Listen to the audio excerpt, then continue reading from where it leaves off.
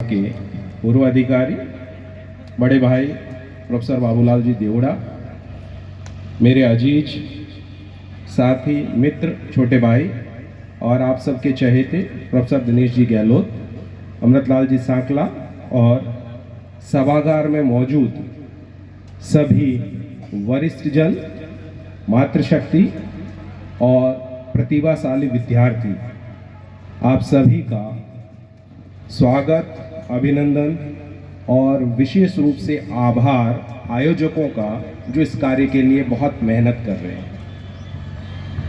मेरे पास लगभग 10 दिन पहले पुखराज जी का फ़ोन आया था कि हम इस प्रकार का कार्यक्रम करना चाह रहे हैं और आप उस कार्यक्रम में आए, ऐसी हमारी इच्छा है।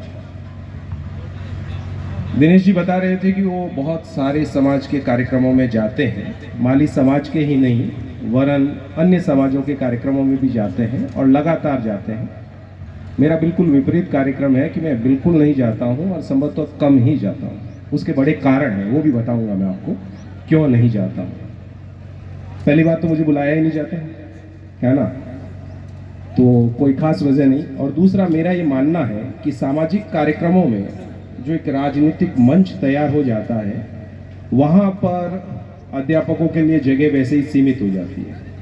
तो वहाँ जाकर उन्हें अपनी जो कक्षा लेने का 40 मिनट का अनुभव है वो अगर साझा करेंगे तो मंच पे भी बोरियत होगी और पंडाल में भी, इसलिए नहीं जाना चाहिए। लेकिन बहरहाल मुद्दा ये नहीं था, मुद्दा ये था कि जिन प्रतिभाओं के लिए आप सम्मान कर रहे हैं और जो इस फ्लैग्स में जो सबसे लास्ट लाइन आपकी लिखी हुई है, शिक्षा जागृति सम्मेलन, क्या उस उद्देश्य को हम पूरा कर पाएंगे या नहीं, ये मुझे हमेशा संदेह रहता है।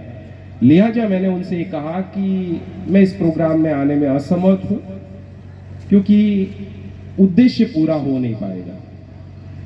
फिर अल्पुराम जी का फोन आया, उन्होंने कहा कि जो उद्देश्य लेकर आप चल रहे हैं वही उद्देश्य लेकर हम चल रहे हैं और जो विद्यार्थी और प्रतिभावान विद्यार्थी हैं उनके साथ इंटरेक्शंस का कार्यक्रम हमने विशेष रूप से रखा है, तो आप जरूर आए। मैं और दिनेश जी भारत के सरकार के शिक्षा मंत्रालय की एक मीटिंग में उदयपुर में थे। दिनेश जी का स्वास्थ्य ठीक नहीं था, मेरा भी स्वास्थ्य पिछले 2 दिन से खराब हो गया है। फिर भी हमने तय किया कि समाज का कार्यक्रम है और चलना चाहिए, हमारा ये सामाजिक और नैतिक दायित्व है। शिक्षक होने के नाते नैतिक दायित्व है और समाज के सक्रिय सदस्य होने के नाते सामाजिक दायित्व है। इस लिहाजा कल तक हम ये सोचते रहे कि किस तरह से इस प्रोग्राम की प्रासंगिकता को सिद्ध किया जाए और जो उद्देश्य है वो उसको पूरा हो सके। बहरहाल शारीरिक चुनौतियां, मेडिकल के उपलब्ध संसाधन, उन सब के बावजूद आप सबके बीच में है। इन सब के लिए मैं पुनः आभार व्यक्त करता हूँ सीबीओ साहब अल्पुराम जी, पुखराज जी, बाबूलाल जी देवड़ा और क्या नाम अजय जी, जिनके बारे में अभी मुझे जानने को मिला दिनेश जी के माध्यम से कि वो लाइब्रेरी चलाते हैं, अच्छा काम कर रहे हैं, बधाई आपको। और विशेष बधाई सारी प्रतिभाओं को। मैं कुल 2-3 मुद्दों पर बात करूंगा। ये बड़ा महत्वपूर्ण मुद्दा है मेरे दृष्टिकोण से, जिसके बारे में बात की जानी चाहिए। इसमें बहुत सारी बातें हैं जो सामाजिक दृष्टि से विचारणीय है। कुछ बातें हो भी सकता है कि आपको अच्छी न लगे। अच्छी न लगने से मेरा तात्पर्य है कि खराब भी लग सकती है, तो उनके बारे में आपको ज्यादा सोचने की जरूरत है क्योंकि उन्हीं पर विचार करना है, यही सबसे इंपॉर्टेंट बात है। आप मंच पर देख रहे हैं, मंच पर एक तरफ वे लोग हैं जो अभी समाज के सक्रिय सदस्य होने के नाते विभिन्न सामाजिक, राजनीतिक और प्रशासनिक पदों को सुशोभित कर रहे हैं और मंच के दूसरी तरफ कोने में वे प्रतिमाएं हैं जो हमारे समाज की मूल्यों को, उनके आदर्शों को और उसके अस्तित्व को स्थापित करने में जिन्होंने महत्वपूर्ण भूमिका निभाई। शुरुआत जब भी हम करते हैं तो महात्मा फूले और मां सावित्रीबाई फूले से करते हैं और लक्ष्मीदास जी जो हमारे समाज के आदरणीय संत हैं, उनके साथ उस सामाजिक परंपरा को आगे बढ़ाया जाता है।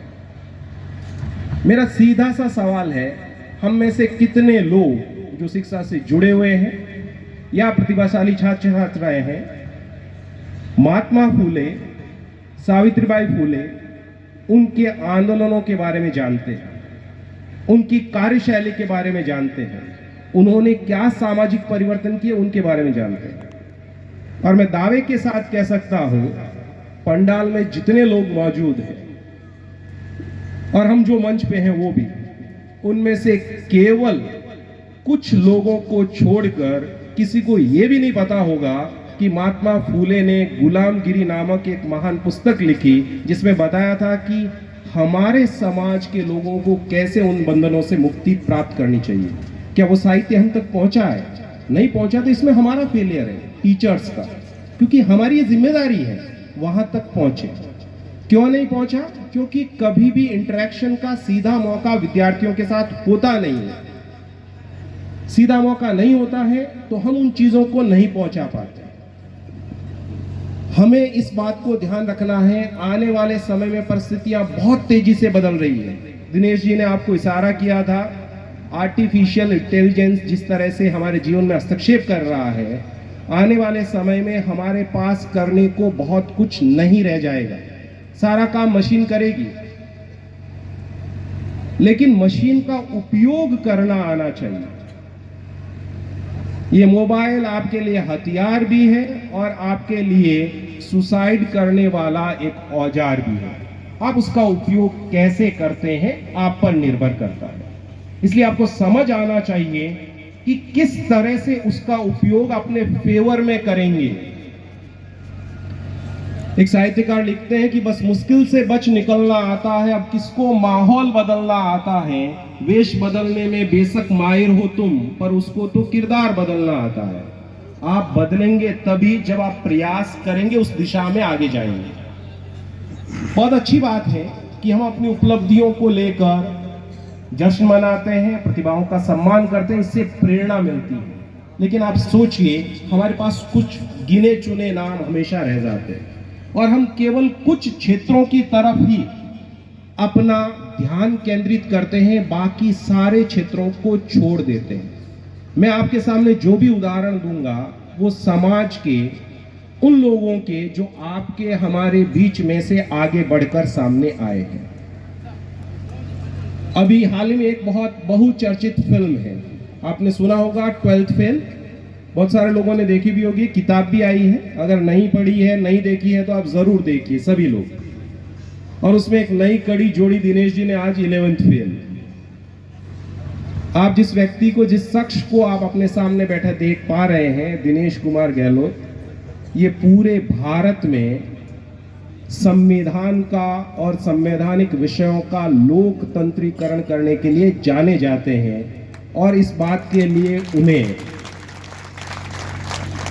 हम बधाई तो देनी चाहिए, हमारे समाज के सदस्य होने के नाते गौरवान्वित, लेकिन वो अपनी उन सारी चीजों को महसूस करते हैं और स्वीकार करते हैं आपके सामने कि आपके सामने कितनी चुनौतियां आए, कितनी असफलताएं आए, इसके बावजूद आप लक्ष्य को प्राप्त कर सकते हैं। ये निर्भर आप पर करता है कि आप चीजों को किस दृष्टिकोण से देखते हैं। जिस चीज की तरफ उन्होंने इशारा किया था वो बहुत बहुत महत्वपूर्ण है।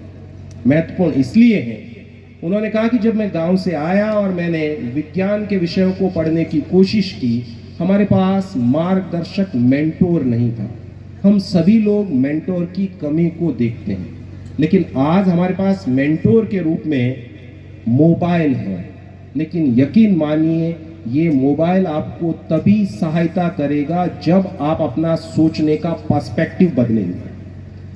सोच कैसे बदली जाती है, कैसे बुनी जाती है, सोचा कैसे जाता है, ये भी एक बहुत बड़ा मुद्दा है। सोच कैसे आएगी आप में, इसके लिए पहला काम जो आपको करना पड़ेगा वो है अध्ययन की आदत डालनी होगी। दिनेश जी ने आपको इशारा किया था कि आप न्यूज़पेपर पढ़ने की आदत डालिए, हिंदी, अंग्रेजी। मैं उसके आगे की बात कहता हूं आपको, आप पढ़ने की आदत डालिए और वो पढ़िए जिससे आपके दिमाग में नए विचार प्रस्फुटित होते हैं। लक्ष्य बना लीजिए। जो भी प्रतिभाशाली विद्यार्थी आज सम्मानित हो रहे हैं, मैं उनको विशेष रूप से टारगेट करके कह रहा हूं, साल में एक बेहतरीन किताब पढ़िए, आदत डालिए। गुलामगिरी पढ़िए कि हमारे पूर्वजों ने, महात्मा ज्योतिराव फूले ने क्या किया था। मां सावित्रीबाई फूले के शिक्षा आंदोलन के बारे में पढ़िए, कैसे बालिकाओं के लिए, महिलाओं के लिए उस जमाने में जब सोचा ही नहीं जा सकता था, उस जमाने में उन्होंने महिलाओं की शिक्षा के लिए आंदोलन किया। और आज मुझे जानकर बहुत खुशी हुई जब मैं अलगूराम जी से बात कर रहा था कि 451 जो प्रतिभाएं सम्मानित हो रही हैं, उसमें लगभग 70% हमारी बालिकाएं हैं, बेटियां हैं, मातृशक्ति हैं। मैं बहुत बहुत धन्यवाद देता हूं उनको कि उनको मौका दीजिए, और जब उनको मौका देंगे तो वो पूरे समाज का परिदृश्य बदल देगी। लेकिन इसके अलावा भी चीजों के बारे में सोचिए।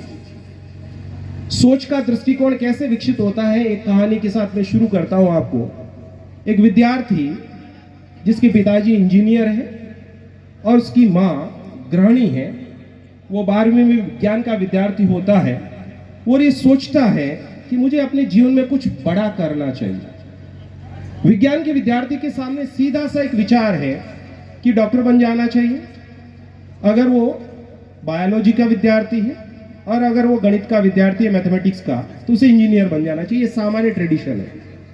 उसको किसी ने कह दिया डॉक्टर बनना बहुत बड़ी बात है, और अगर आप एम्स से डॉक्टर बनते हैं तो ये बहुत बहुत बड़ी बात है। तो अपने लक्ष्य की पूर्ति में लग जाता है और पहले ही प्रयास में 16 वर्ष की आयु में वो जो all India medical examination, entrance examination होता है, उसको क्रैक करता है और दिल्ली के अखिल भारतीय आयुर्विज्ञान संस्थान में उसका दाखिला हो जाता है। दिल्ली में जब पढ़ता है, दिल्ली आपको पता है विचारों का केंद्र है, क्योंकि भारत का शासन प्रशासन वहीं से चलता है। वहां पर उसे पता चलता है कि नहीं, डॉक्टर होने से भी महत्वपूर्ण है एक परीक्षा होती है जिसे हम यूपीएससी, संघ लोक सेवा आयोग की परीक्षा कहते हैं। वो अगर पास कर ली जाए तो और ज्यादा बेहतर किया जा सकता है, एक डॉक्टर से कई गुना किया जा सकता है। और वो युवा उस तैयारी में जुट जाता है और वो 21 वर्ष की आयु में, मात्र 21 वर्ष की आयु में उस परीक्षा को पास कर लेता है। 18वीं रैंक लाता है। जबलपुर में उसे डिस्ट्रिक्ट कलेक्टर के पद पर मौका मिलता है मध्य प्रदेश काडर में। थोड़े दिनों बाद उसे पता चलता है कि नहीं, इसके अलावा भी बहुत सारा काम है जो किया जा सकता है। वो आईएएस की नौकरी से इस्तीफा दे देता है। जब वो इस्तीफा देता है तो पत्रकार उससे पूछता है कि आपको लगता नहीं कि आपका फैसला गलत है? वो ये कहता है कि मैं जिस समाज से आता हूं उस समाज का नाम है माली समाज, और अभी मेरी उम्र 30 साल है और यूपीएससी ओबीसी के विद्यार्थियों को 33 वर्ष तक मौका देती है, और अगर मुझे अभी तो गलती महसूस नहीं हो रही कि मैंने उसको छोड़कर गलती की, लेकिन अगर मुझे महसूस हुआ कि मैंने गलती की तो मैं फिर से परीक्षा में बैठूंगा, फिर परीक्षा पास कर लूंगा। That is confidence. और आपको पता है कि उस व्यक्ति का नाम क्या है? Doctor Roman Saini. 2600 करोड़ रुपए नेटवर्थ है उस व्यक्ति की आज, और उसकी उम्र कितनी है? मात्र 33 साल। ये एक एग्जाम्पल है आपके सामने, हाउ यू थिंक, कैसे सोचेंगे, अपने दिमाग को कैसे ट्रेंड करेंगे। अन अकेडमी की उन्होंने अपने एक साथी गौरव मुंजाल के साथ मिलकर स्थापना की थी, गौरव अग्रवाल के साथ मिलकर, और वो आप सभी देखते हैं उसमें ऑनलाइन एजुकेशन का एक बहुत बड़ा प्लेटफॉर्म है। आप जब सोचेंगे तब बदलेंगे। दूसरा एग्जाम्पल मैं आपको बताता हूं। इसके पिता एक विद्यालय में शिक्षक होते हैं। घर का माहौल सामान्य हमारे जैसा ही होता है। वो सोचता है कि जीवन में एक नौकरी मिल जाए बस बहुत है। इसके लिए वो हमारे समाज की जो अग्रणी संस्था बहु प्रतियोगी प्रशिक्षण संस्थान, जिसकी स्थापना स्वर्गीय प्रताप सिंह जी गहलोत ने 1984 में की थी, 85 में, उस संस्थान में वो बैंक की तैयारी के लिए प्रवेश लेता है। वहां जाकर उसे लगता है कि यहाँ संपूर्ण मौका नहीं मिल रहा है, तो जयपुर या दिल्ली जाके तैयारी करनी चाहिए। और जब वो जयपुर और दिल्ली जाता है तो देखता है कि इतने सारे चैलेंजेस हैं, और वो जोधपुर में आकर एक नए संस्थान की नींव डालता है, उत्कर्ष क्लासेस। निर्मल गहलोत, 2600 करोड़ नेटवर्थ है। उनका 2600 करोड़। आप सोचिए, हमारे बीच में से। जब आप सोचेंगे तब करेंगे, आप सोचेंगे नहीं तो नहीं करेंगे। और सोच तब निर्मित होगी जब आप पढ़ने की आदत डालेंगे।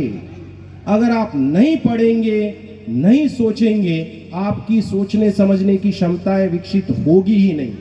हम में और महान काम करने वाले में फर्क क्या है? आप बड़ी स्टोरी आप पढ़िए, एलन मस्क के बारे में पढ़िए। एलन मस्क के बारे में जानते हैं आप? दुनिया का सबसे अमीर आदमी, अभी इस संयुक्त राज्य अमेरिका की व्यवस्था का संचालन करने वाले सबसे महत्वपूर्ण व्यक्ति बनने वाले हैं वो डोनाल्ड ट्रंप के कार्यकाल में। कैसे यहां तक पहुंचे? निर्मल गहलोत कैसे यहां तक आए? रोमन सैनी कैसे यहां तक आए? और एग्जाम्पल बताता हूं आपको। एक विद्यार्थी आया था मेरे पास, ये बात बता रहा हूं मैं आपको 1998 की। बीए फर्स्ट ईयर में इंग्लिश लिटरेचर में उसका सप्लीमेंट्री आता है। इंग्लिश लिटरेचर में जब सप्लीमेंट्री आता है तो मैं भी इंग्लिश का विद्यार्थी था, तो मेरे पास आया और कहा, भाई साहब, चूंकि मैं सीनियर था तो कि मेरी सप्लीमेंट्री आ गई है, आप मुझे कुछ मदद कीजिए मैं जिससे पास हो जाऊं। तो मैंने कहा, ये तो प्रक्रिया बन जाएगी, आप आज अंग्रेजी में फेल हुए हैं, कल किसी और विषय में फेल हुए, ये कब तक मदद करने का सिलसिला चलता रहेगा। उन्होंने कहा, आप मुझे एक बार मेरी मदद कीजिए, आगे से आपको शिकायत का मौका नहीं मिलेगा। उस व्यक्ति ने ग्रेजुएशन किया, पोस्ट ग्रेजुएशन किया, एमएड किया, बीएड किया, फिर third grade, second grade, first grade, secondary HM और आरएएस में 10वीं रैंक लाया परसाराम टार। आप सोचिए, आपका कमिटमेंट अपने आप से कितना है, तब आप करते हैं। ये कमिटमेंट पे निर्भर करता है। आप जब रोज करेंगे तब आप उस लक्ष्य की प्राप्ति कर पाएंगे जिसके बारे में आप सोचते हैं। आप सोचिए, जिन लोगों को आज हम प्रेरणा स्वरूप पूजा कर रहे हैं, चाहे वो आदरणीय ज्योतिराव फूले हो, मां सावित्रीबाई फूले हो, या वो मंच जो आपके सामने बैठा हुआ है, या वे सभी लोग जो प्रतिभाशाली है समाज के वे लोग, जब आप रोज प्रैक्टिस करते हैं तब वहां पहुंचेंगे। और मैं विशेष रूप से आप सभी से निवेदन करना चाहता हूं कि हमारे समाज के पास बहुत स्किल है, उस स्किल के बारे में विचार करना चाहिए। आने वाले समय में सरकारी रोजगार के अवसर कम होंगे, ये निश्चित है। हमें अल्टरनेटिव जॉब्स पर विचार करना होगा, और अल्टरनेटिव जॉब्स सबसे ज्यादा जिस फील्ड में आने वाले हैं वो है फूड इंडस्ट्री, खाद्य क्षेत्र। और हमारा समाज उसी व्यवस्था से जुड़ा हुआ है। फूड प्रोसेसिंग पर हमको काम करना चाहिए। हम इतना सारा अनाज उगाते हैं, वनस्पतियां उगाते हैं, मसाले उगाते हैं, सब्जियां उगाते हैं, लेकिन हम एंटरप्रेन्योरशिप की तरफ बात ही नहीं करते। ये बहुत ज्यादा दुखदाई बात है। आप सोचिए, एमडीएच मसाले वाला कुछ भी नहीं उगाता और वो सबसे बड़ा मसाले का किंग है। हमारे लोग कितना कितना उगाते हैं पता ही नहीं उन्हें। राजस्थान सरकार ने, यशस्वी मुख्यमंत्री माननीय अशोक जी गहलोत साहब की सरकार ने आई स्टार्ट नाम का एक प्रोग्राम लॉन्च किया, जिसके अनुसार अगर आप कोई स्टार्टअप बनाते हैं तो सरकार आपको 60 लाख रुपए तक की ग्रांट देती है, और लगभग 2 करोड़ रुपए तक का अगर आपका स्टार्टअप पास हो जाता है तो आपको ऑर्डर मिलते हैं। हम उसके बारे में कब सोचेंगे, हम कब विचार करेंगे, ये कब आएगा? वही अगेन मैं कह रहा हूं, सोच बनने की बुनियादी प्रक्रिया आएगी जब आप पढ़ेंगे। पढ़ने की आदत डालिए, रील्स के दौर से ऊपर उठिए और सोचने विचारने की क्षमताओं को विकसित कीजिए। अगर सोचने विचारने की क्षमता हमने विकसित नहीं की तो हम वहीं रह जाएंगे, रेस में दूसरे लोग बहुत आगे निकल जाएंगे। आप अपनी तुलना हमेशा उन लोगों के साथ कीजिए जो और आगे चलना चाहते हैं। कमजोर लोगों के साथ तुलना करेंगे तो आप संतुष्ट हो जाएंगे, उसके आगे नहीं जा पाएंगे। परिणाम दोनों ही परिस्थितियों में समान होता है। प्रयास करने वाला और ये मान लेना कि मेरे प्रयासों की क्षमता इतनी थी। फर्क इस बात पर निर्भर करता है कि आपका दृष्टिकोण क्या था। ब्रह्मा जी जगत के पिता हैं, आपको मालूम होगा, जगत उन्होंने बनाया। उनके पास एक बार 2 प्राणी गए, मच्छर और गरुड़। मच्छर जो भिनभिनाकर उड़ता है और गरुड़ कहते हैं मन की गति से भी तेज उड़ता है। ब्रह्मा जी ने दोनों से एक सवाल पूछा कि जाओ ये पता लगा के आओ कि आकाश की लंबाई चौड़ाई ऊंचाई क्या है। मच्छर ने 5 मिनट में आकर रिपोर्ट दे दी कि साहब आकाश अनंत है, कि उसकी क्षमताएं इतनी थी। गरुड़ कई सालों तक उड़ता रहा क्योंकि वो मन की गति से भी तेज उड़ता है। उसने आके रिपोर्ट दी कि साहब आकाश अनंत है। परिणाम दोनों का समान था। मच्छर ने ये मान लिया कि ये अनंत है और गरुड़ ने ये जान लिया कि ये अनंत है। मानना और जानना फर्क इसी का है। आप पूजे तभी जाएंगे, आप अपना अस्तित्व तभी स्थापित कर पाएंगे जब ये जान जाएंगे कि इसका अस्तित्व क्या है। जानने का प्रयास कीजिए और जानना कहां से आएगा? जब आप पढ़ेंगे। मैं बार बार इस तरफ आपका ध्यान क्यों आकर्षित कर रहा हूं? किताब पढ़ने की आदतें हमारी खत्म हो गई है। मोबाइल के दौर ने और बहुत ही सीमित कम शब्दों में हर चीज को हम छोटा करते जा रहे हैं। पहले भाषण होता था, वो 1 घंटे का होता था, फिर वो 40 मिनट पे आया, 30 मिनट पे। अब रील के दौर में 30 सेकंड में आपको अपनी बात कहनी है, खत्म। ये जब आप इतना कम कर देंगे तो एसेंशियल चीजें कभी नहीं आएगी। इसलिए हमें सोचने के लिए पुनः किताबों की ओर लौटना पड़ेगा, पढ़ना पड़ेगा, जानना पड़ेगा, तभी आप अपना अस्तित्व बनाए रख पाएंगे। और याद रखिए, जब आप प्रगति करेंगे तो समाज प्रगति करेगा। समाज आपसे ही मिलकर बनता है। हर एक इंडिविजुअल की उपलब्धि जब शामिल होती है तो वो सामाजिक उपलब्धि बनती है। अकेला व्यक्ति कुछ नहीं कर सकता। वो तभी कर सकता है जब वो समाज की दृष्टि से काम करेगा, विचार करेगा। हमें फोकस करना होगा उन सारे विचारों पर, उन सब बिंदुओं पर जिसके बारे में काम किया जाना चाहिए। दिनेश जी ने कुछ चीजों की आपका ध्यान दिलाया, हमें उसके बारे में गंभीरता से सोचना है। अगर मैं समाज के प्रोग्राम में आता हूं तो मैं समाज के लिए कोई मेहमान नहीं हूं, ये मेरा दायित्व है समाज के प्रति। आप सम्मान क्यों करेंगे? मैं भी समाज का सदस्य हूं, आप भी समाज के सदस्य हैं। ये जो खर्च है उसको हम उपयोगी कंस्ट्रक्टिव कार्यों में लगा सकते हैं। आप सोचिए, बहुत सारे समाजों ने प्रगतियां की हैं, उन्होंने अपने खर्च को घटाया। खर्च हमारे लिए एक बड़ी चुनौती है, तो अनावश्यक अननेसेसरी खर्च बंद करना चाहिए और उसका उपयोग आप एक पूरा नेटवर्क बनाइए। और उस नेटवर्क में ये बनाइए कि कितने सारे लोगों ने इस वर्ष महत्वपूर्ण परीक्षाओं में भाग लिया या भाग लेने लायक थे और उनको मौका नहीं मिला, उनको आप प्रोत्साहित कीजिए। पिछली बार जब ये प्रोग्राम बिराई में था तब भी मैंने कहा था कि आप एक कैरियर काउंसलिंग प्रोग्राम आयोजित कीजिए, जिससे 11वीं 12वीं के बाद बच्चे को ये पता चले कि उसे किस दिशा में जाना है, उसे करना क्या है, कौन से पाठ्यक्रम में प्रवेश लेना है, जिससे उसका भविष्य क्या होगा।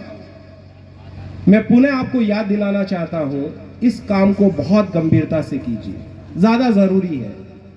उससे जो प्रतिभाएं सामने आएगी हमें पता ही नहीं होगा। बहुत सारे ऐसे चीजें हैं, आप हर चीज में कीजिए। आप क्यों नहीं करते कि हम जो पैसा खर्च कर रहे हैं उस पैसे का एक कोष बनाएंगे और हम ये बनाएंगे कि जो व्यक्ति अच्छा स्टार्टअप करेगा, जिसका स्टार्टअप पास होगा, उसे समाज सहायता देगा। या जो व्यक्ति यूपीएससी के लिए जाएगा, आपको पता है सीयूईटी का एग्जाम होता है दिल्ली विश्वविद्यालय की प्रवेश की परीक्षाओं के लिए, कितने लोगों ने दिया है सेंट्रल यूनिवर्सिटी एंट्रेंस टेस्ट, क्योंकि हमें पता ही नहीं। 13 लाख लोग उसमें अपीयर हुए, हमारी भागीदारी कितनी है? Nobody knows. जब आप जानेंगे ही नहीं अपने क्षेत्र के बाहर, तब तक आप उस ऊंचाई को प्राप्त नहीं कर पाएंगे। इसलिए आप उन सब विचारों पर फोकस कीजिए जिसके माध्यम से आप वहां तक जा सकते हैं, उसे प्राप्त कर सकते हैं। केवल अगर आप अपने आसपास को देखकर संतुष्ट हो जाएंगे तो उन महान लक्ष्यों की प्राप्ति नहीं कर पाएंगे। एक साहित्यकार लिखते हैं, परों को खोल जमाना उड़ान देखता है। परों को खोल जमाना उड़ान देखता है, जमी पर बैठ के क्या आसमान देखता है। और मिला है जीवन तो कुछ कर, संभल कर चल, तुझे सारा जहान देखता है। आपको जहान तभी देखेगा जब आप कुछ करेंगे, और कुछ किए बिना भी जय जयकार नहीं होती, और कोशिश करने वालों की कभी हार नहीं होती। आप कोशिश करेंगे तब आप दिनेश गहलोत बन पाएंगे, तब निर्मल गहलोत बन पाएंगे, तब रोमन सैनी बन पाएंगे। लेकिन अगर आप प्रयास नहीं करेंगे तो आप नहीं पहुंचेंगे। और वो जो सारा कॉन्फिडेंस है, दुनिया में एक ही शक्ति है और वो है ज्ञान की शक्ति। ज्ञान है जिसे वर्तमान समय में आप बाजार की शक्ति के अनुकूल बना सकते हैं, तो आपका ज्ञान आपको इतना शक्तिशाली बना देगा जिसकी कोई सीमा नहीं। मैं पुनः पुनः आयोजकों से आग्रह करना चाहूँगा, केवल इसी बात पर फोकस मत कीजिए कि हमने एक अदद नौकरी हासिल कर ली, हमारा काम हो गया। हमारा समाज बहुत बड़ा कृषि प्रधान समाज है। प्रोग्राम बनाइए, ट्रेनिंग प्रोग्राम आयोजित कीजिए कि किस तरह से हम ऐसे कृषि उत्पादों की श्रृंखला को बना सकते हैं जो वर्तमान दौर में मार्केट के अनुकूल हो। आपको पता है, पेस्टिसाइड फ्री, फर्टिलाइजर फ्री जो कृषि उत्पाद हैं उनके भाव बहुत महंगे हैं। क्या समाज अपना एक ऐसा प्लेटफॉर्म नहीं बना सकता?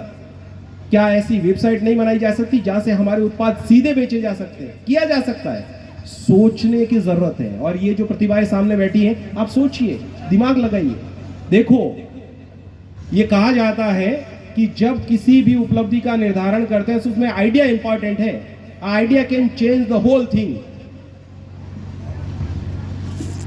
हम पेपर को जॉइंट करने के लिए ऑल पिन लगाते हैं, मालूम है ना आपको? हम सभी यूज करते हैं।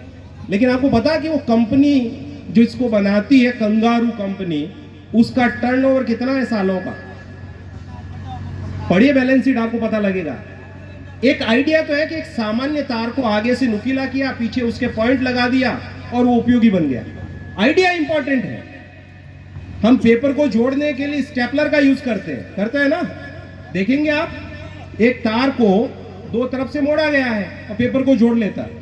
ये बहुत बड़ी चीज नहीं है, लेकिन आइडिया है। Make your idea saleable. अपने विचार को मार्केट में बेचने लायक बनाएं। ये तभी आएगा जब आप अपनी सोच को विकसित करेंगे। और सोच विकसित जिस चीज से होगी वो है पढ़ना। पढ़ने से आएगा। पढ़ने की आदत डालिए, किताबों का कलेक्शन कीजिए, पढ़िए उसको। गुलामगिरी पढ़िए। जो यूपीएससी आरपीएससी देने की इच्छा रखते हैं, डार्क हॉर्स पढ़िए, 12th फेल पढ़िए, रिच डैड पुअर डैड पढ़िए, बड़ी सोच का बड़ा जादू पढ़िए। आपको पता लगेगा कि दुनिया को अलग अलग दृष्टिकोणों से सोचा जा सकता है। सोचने की प्रक्रिया ही सब कुछ बनाती है। आपको पता है, जब हवाई जहाज बनाया गया तो उस व्यक्ति ने सोचा कि पक्षियों को देख के अनुमान लगाया कि ऐसे मनुष्य भी उड़ सकता है, और उसने कर दिखाया। जब आप सोचेंगे तो होगा, जब नहीं सोचेंगे नहीं होगा। प्रयास कीजिए, वो काम हो सकते हैं जो जीवन में किसी ने नहीं सोचे होंगे। हम जब विश्वविद्यालय में पढ़ते थे तो संविधान कानून के बारे में बात करना ये माना जाता था ये वकीलों का काम है या बहुत पढ़े लिखे लोगों का जो महान ज्ञानी होते हैं। दिनेश गहलोत साहब ने वो काम किया जो भारत के इतिहास में नहीं हुआ। भारत के संविधान की संपूर्ण निर्माण प्रक्रिया को वर्ड टू वर्ड उसको डिजिटल माध्यम से विद्यार्थियों के लिए उपलब्ध करा दिया। आज दिन तक कभी नहीं हुआ। आप सोचिए, ये उन्होंने प्रयास किया, अपनी सोच बदली, और इसीलिए हम लोगों को भी गर्व होता है कि राजस्थान उच्च न्यायालय, वकीलों का संगठन हो या चाहे न्यायविदों का संगठन, उन्हें बोलने के लिए आमंत्रित करता। ये उपलब्धि है। जब आप सोचेंगे, सोच को बदलेंगे, तब होगा। अभी भारतीय संविधान के 75 वर्ष पूर्ण होने पर दूरदर्शन न्यूज ने उनका एक विशेष इंटरव्यू आयोजित किया। आप उस इंटरव्यू को देखिए, आपको पता लगेगा कि आप कैसे दृष्टिकोण को बदलते हैं। तो सोच को जब बदलेंगे, चीजें उसी से बदलना शुरू होगी। मेरा आप सभी से निवेदन रहेगा कि सोच के दृष्टिकोण को नए आयाम दीजिए, विचार कीजिए, बदलिए और लगातार प्रयास कीजिए। आज जितना किया था, कल उससे बेहतर, परसों उससे बेहतर, और लगातार आप एक दिन देखेंगे कि आप सर्वश्रेष्ठ हो गए। कहते हैं जवाहरलाल नेहरू, एक कवि की पंक्तियां अपने सर के सिरहाने रखकर सोते थे कि woods are lovely, dark and deep, but I have promises to keep and miles to go before I sleep and miles to go before I sleep. उसका हरिवंश राय बच्चन ने जब अनुवाद किया तो उन्हें लिखा कि दूर खड़े मन मोहक मन मुझको आज बुलाते हैं, पर किए थे जो वादे मैंने वो मुझको याद दिलाते हैं। अभी कहाँ आराम बधा ये नेह निमंत्रण छलना है, और अभी तो सोने से पहले मुझको मीलों चलना है, सोने से पहले मुझको मीलों चलना है। पुनः आप सभी का बहुत बहुत धन्यवाद। जय हिंद, जय भारत।